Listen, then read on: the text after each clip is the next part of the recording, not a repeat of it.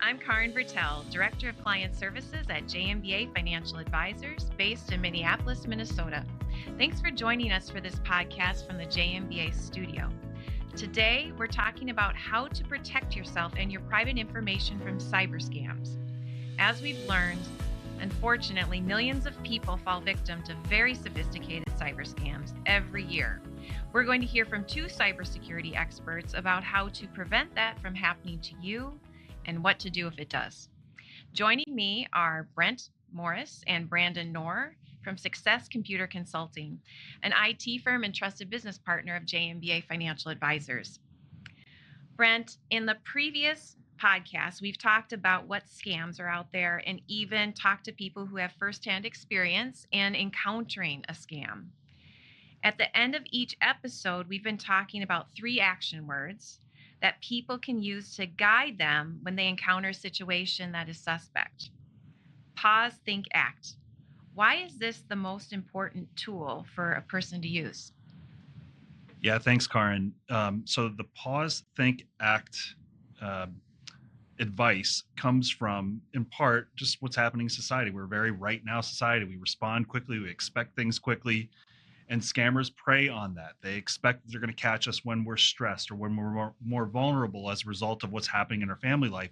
And so we just want to encourage people to slow down a little bit. That's the pause part of it. So when you get something, a phone call that you weren't expecting or an email that looks a little suspect or out of the ordinary, we want you to slow down. And then we want you to think about, why am I getting this?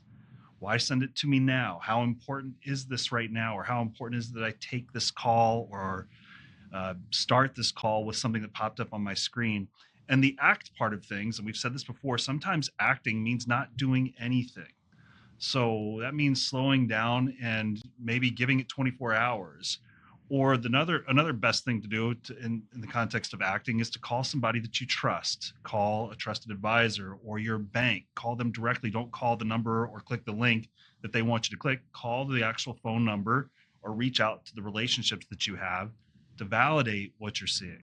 That's really good advice. So, what are some of the things that we should be cautious of today that's happening with scams? So when you think about a call coming in or an email you're getting, really just be cautious about what's coming in and what it's saying and what it's telling you to do. When you kind of coming back to that idea of the pause, think, act, number one is don't panic if something happens. Keep your head. The best thing you can do is stay focused on solving this problem, right? Whether money's left, doesn't matter what happened, right? Or they clicked a link and got into your system. So number one is don't panic. Number two is really think about what did they have access to? What information did you give them? And really think about, what do you need to do to start to secure that? It might be calling your bank. It might be your credit card company, whatever that is. Might be law enforcement. If it was an IRS attack, that maybe you gave up your Social Security and they got your IRS information, you need to call the government and start to those processes.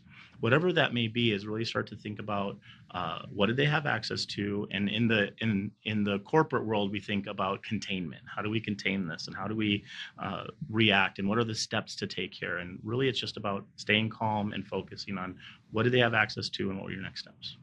That is something that we all probably have experienced, right? This panic of, I need to do something now. What is this? So what are some key actual do's and don'ts about how to protect your information, or if you're interacting with an unsolicited request from somebody? What are some key things that our listeners can put into practice? Yeah, I'll start with, let's take a look at emails or text messages as an example of how they most often reach out to you. Some of the things that you can do is first check the actual email address from whom you're getting the email from. Oftentimes, the domain name will not be from the actual organization that they're pretending they're trying to reach out from, or something will be misspelled, or something might be sent to you at a very odd time. I mean, if you're getting an email from somebody at 3:23 a.m. in the morning and it's from a big bank, that's probably not the bank that's sending it to you. So those are some examples of things that you might want to check and see before you react to it. Yeah, and I just second that. And then don't ever call the number in the email. Don't click the link. Oh, if you think this is a scam, click here for more information or whatever that is. Don't follow the instructions in the email or the information. Don't, if they leave a number to call us, if you have questions, don't call that number. Go to Google, find the number for the bank or the financial institution or whatever they're trying to get you to connect to. Don't rely on that information in what they've given you. So go to the contact information that you've received or you've used before, in essence, most likely, with your bank or advisor or whoever it is that they're trying to communicate That's from. the best way to check, is go directly to the source that you've always used to validate or verify that information. And I'm a big fan of talking to people, not the people that are reaching out to me, but the people that I trust and know. So that might be a JNBA advisor. That might be your banker. That might be whomever's handling money for you in some way that you have trust and a relationship with. The other thing that I encourage people to look out for, they prey on our right nowness, if you will. And sometimes, instead of, like, if you look at the logos that they use in emails, if you spend just a few seconds longer, it might appear to be off in some way. It could be an image that was copied as opposed to something that truly comes from a marketing department from one of those institutions. So just take another moment just to dig into these things a little bit more to verify and validate what you're getting. Mm-hmm. What about passwords? I mean, the reality is that we have lots of passwords. If we're, operating our lives online, we've talked about that, right? We have many passwords. What should we be doing with passwords, or what's the best way to protect those passwords? Yeah, so unfortunately, your human behavior kind of works against us, right? We want it to be easy. We want it to be fast. We don't want to have to go back to the right now kind of mentality. If I can remember it, I'm just going to enter it in. I'm going to use that everywhere. And that is a bad practice to do.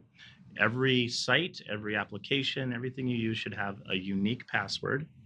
And it should be at least 15 characters. We think in terms of past-phrases. So something, a phrase that you like, and make it things that don't make sense. Brent Morris loves Justin Bieber. I don't know. Do you? Do you, Brent? I took my kids to a Bieber concert. I'm a fan. But something that maybe doesn't go together so well. Don't use common terms. Don't use phrases from jingles or advertising. Those are things that can be taken and fished and brute forced. But make it something longer, and the longer the better. And length is important in this. So 15 characters is roughly what we say for passwords. Now, usually the next question I get here is, Brendan, that's impossible. Unique passwords, every site, every application, 15 characters long. I'm not going to be able to do that. So what they come out with now is this thing called Password Manager. And this is really helpful. It's a password manager. And a lot of people might even be using it. If you have an Apple phone or Android phone, they come with some of these password managers. They'll save your passwords for you in an encrypted format, and it's protected. But it's just a list of your passwords in a protected vault, they call it. The password manager allows you to, one, keep the passwords safe, recall them. By knowing one good password, you get access to all of your passwords. And then it also helps you generate those passwords generally. There's a feature in there where you don't have to think about all these weird characters or how long it is. You can generate it there too. These are things that really help secure your environments and your life in general. Okay. Good advice. That's really helpful. Another thing a lot of us have been exposed to or use two-step verification or a two-step verification process.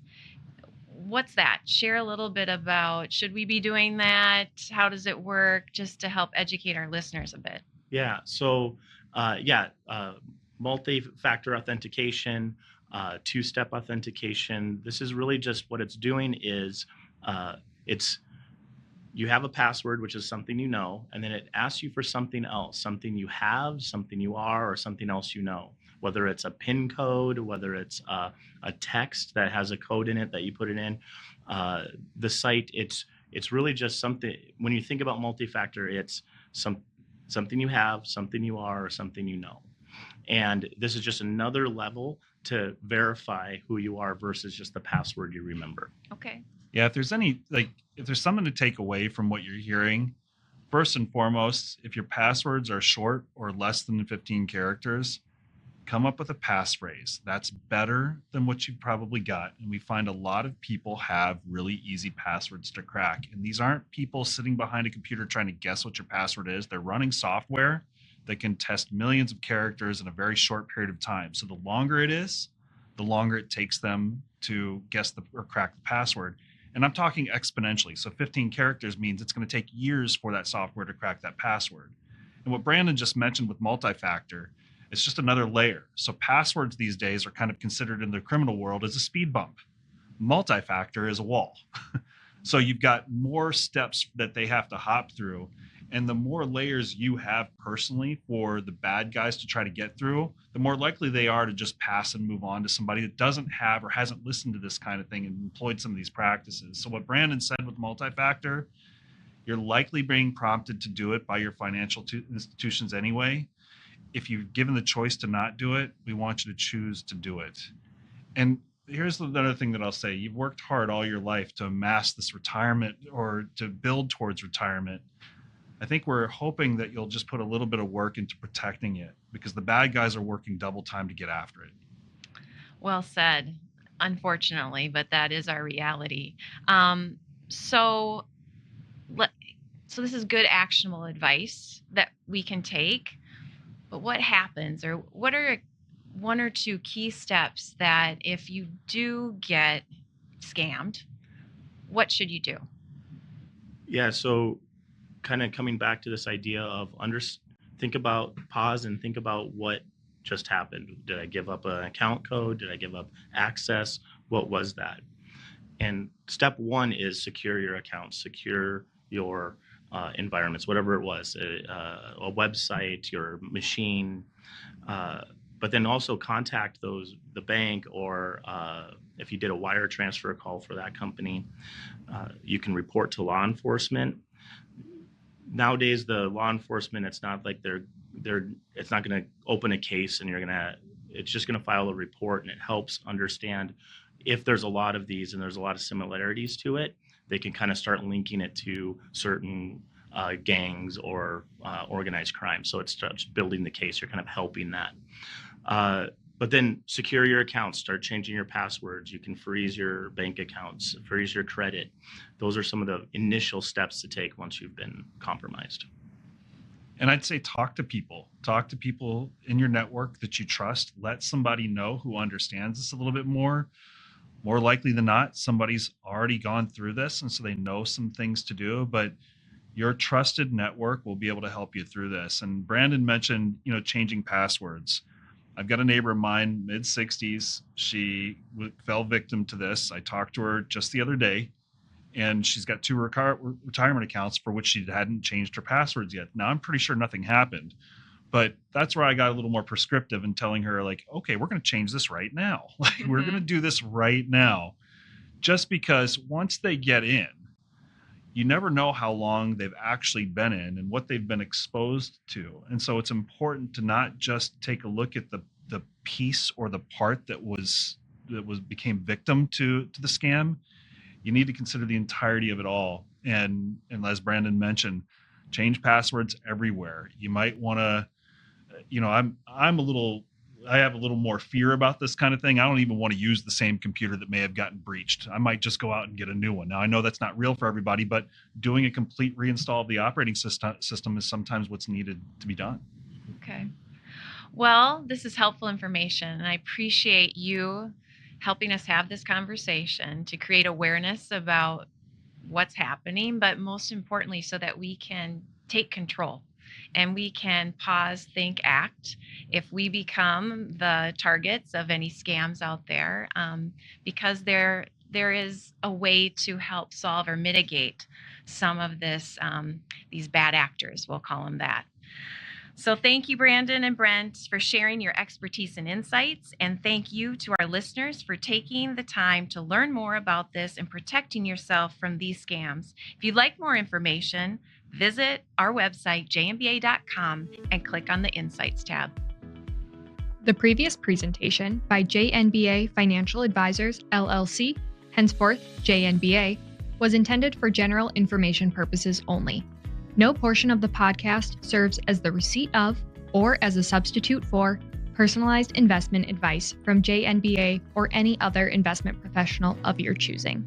Different types of investment involve varying degrees of risk, and it should not be assumed that future performance of any specific investment or investment strategy or any non-investment related or planning services, discussion, or content will be profitable, be suitable for your portfolio or individual needs, or prove successful.